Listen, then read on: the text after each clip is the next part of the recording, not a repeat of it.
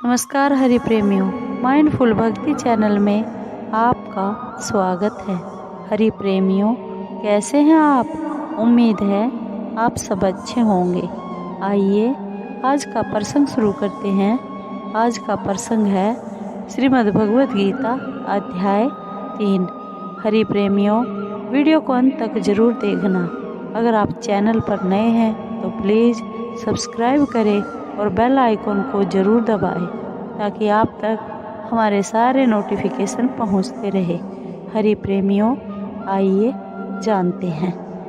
वास्तव में श्रीमद् भगवद गीता महात्म्य वाणी द्वारा वर्णन करने के लिए किसी की भी सामर्थ्य नहीं है, क्योंकि यह एक परम रहस्यमय ग्रंथ है। इसमें संपूर्ण वेदों का सार संग्रह किया गया है। जो मनुष्य शुद्ध चित्त होकर प्रेम पूर्वक इस पवित्र गीता शास्त्र का पाठ करता है, वह भय और शोक आदि से रहित होकर विष्णु धाम को प्राप्त कर लेता है। जो मनुष्य सदा गीता जी का पाठ करने वाला है तथा प्राणायाम में तत्पर रहता है, उसके इस जन्म और पूर्व जन्मों में किए हुए समस्त पाप निसंदेह नष्ट हो जाते हैं। जल में प्रतिदिन किया हुआ स्नान मनुष्यों के केवल शारीरिक मल का नाश करता है, परंतु गीता ज्ञान रूप जल में एक बार भी किया हुआ स्नान संसार मल को नष्ट करने वाला है।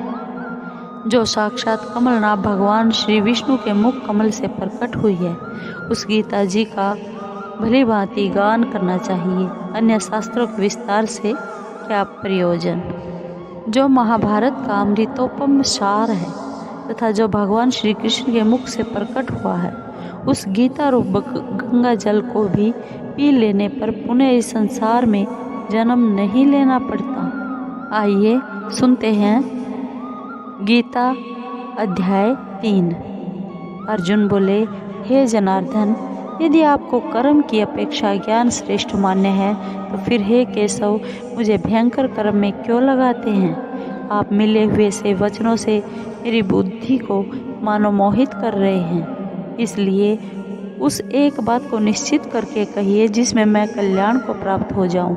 श्री भगवान बोले, हे निष्पाप, इस लोक में 2 प्रकार की निष्ठा मेरे द्वारा पहले कही गई है। उनमें से सांख्य योगियों की निष्ठा तो ज्ञान योग से और योगियों की निष्ठा कर्म योग से होती है। मनुष्य न तो कर्मों का आरंभ किए बिना निष्कर्मता को यानी योग निष्ठा को प्राप्त होता है और न कर्मों के केवल त्याग मात्र से सिद्धि यानी सांख्य निष्ठा को प्राप्त होता है। निसंदेह कोई भी मनुष्य किसी भी काल में क्षण मात्र भी बिना कर्म किए नहीं रहता, क्योंकि सारा मनुष्य समुदाय प्रकृति जनित गुणों द्वारा परवश हुआ कर्म करने के लिए बाध्य किया जाता है। जो मूढ़ बुद्धि मनुष्य समस्त इंद्रियों को हठपूर्वक ऊपर से रोककर मन से उन इंद्रियों के विषयों का चिंतन करता रहता है, वह मिथ्याचारी अर्थात दंभी कहा जाता है। किंतु हे अर्जुन, जो पुरुष मन से इंद्रियों को वश में करके अनासक्त हुआ समस्त इंद्रियों द्वारा कर्मयोग का आचरण करता है, वही श्रेष्ठ है। तो शास्त्र विहित कर्तव्य कर्म कर, क्योंकि कर्म न करने की अपेक्षा कर्म करना श्रेष्ठ है तथा कर्म न करने से तेरा शरीर निर्वाह भी नहीं सिद्ध होगा। यज्ञ के निमित्त किए जाने वाले कर्मों से अतिरिक्त दूसरे कर्मों में लगा हुआ ही यह मनुष्य समुदाय कर्मों से बंधता है। इसलिए हे अर्जुन, तू आसक्ति से रहित होकर उस यज्ञ के निमित्त ही भली भांति कर्तव्य कर्म कर।